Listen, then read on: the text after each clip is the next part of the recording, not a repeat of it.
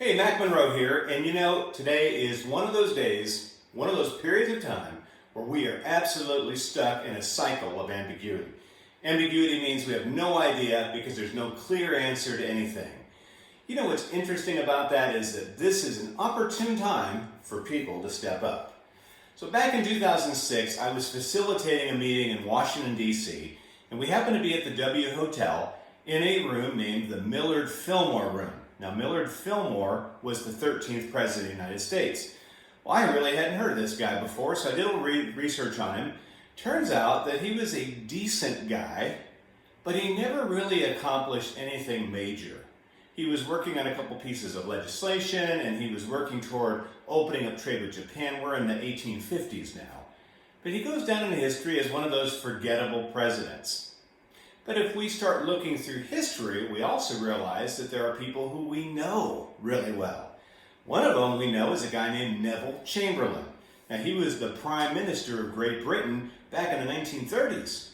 And he is best known as the Prime Minister who was trying to figure out what was going on as Adolf Hitler was really inching forward to try to completely capture Europe.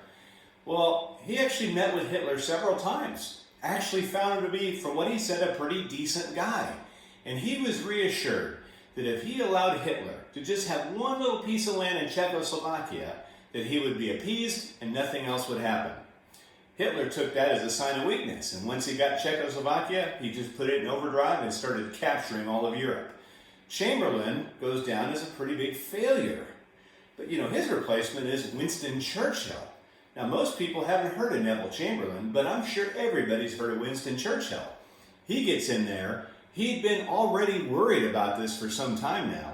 So now that he's in power, he's got some skills, and this time of ambiguity, he's loaded, he's ready to go. And of course, if you study history, he led Great Britain to success in World War II. Now, what does that have to do with all of us today? Well, I thought we would take a look at this 4-quadrant model.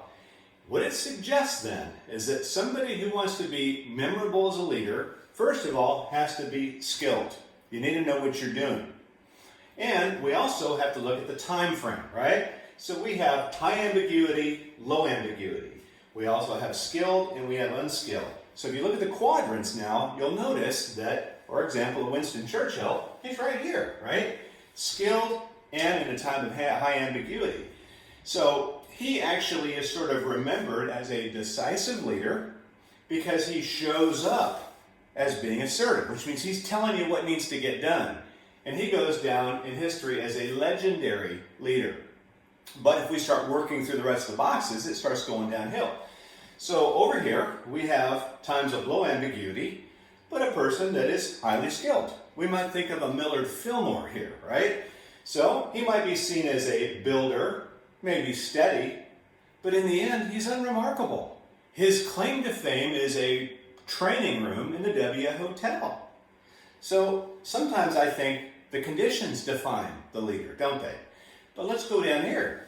So here we have a time of high ambiguity, and we have somebody who's unskilled. So they will be showing up as somewhat unpredictable, and they will have demonstrated either overconfidence or underconfidence. And how do they go down? As notorious. And when you think notorious, that's for something bad. That's not good stuff. Our last quadrant right here is somebody with low skill who's a condition of low ambiguity, and they become invisible.